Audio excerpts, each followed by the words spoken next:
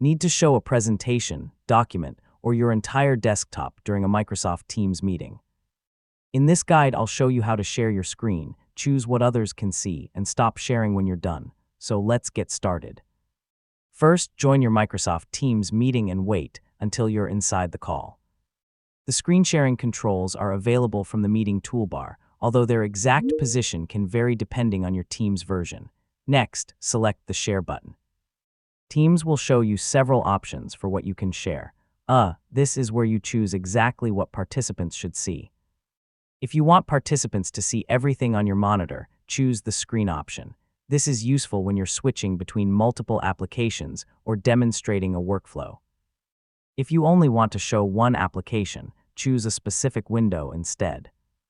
This is often a better choice for privacy because participants won't see other applications or notifications outside that window. For presentations, Teams may also provide options designed for PowerPoint or other meeting content. Choose the option that matches what you're presenting, then follow the on-screen prompts.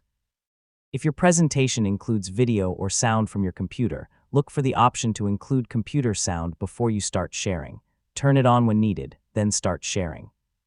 Remember, only enable audio sharing when you actually need it. When you're finished, use the Stop Sharing button. Teams will immediately return you to the normal meeting view, and participants will no longer see your shared content. And that's how to share your screen in Microsoft Teams. Choose your screen, a specific window, or another presentation option, check your audio settings, and start sharing. So next time you need to present in Teams, you'll know exactly what to do.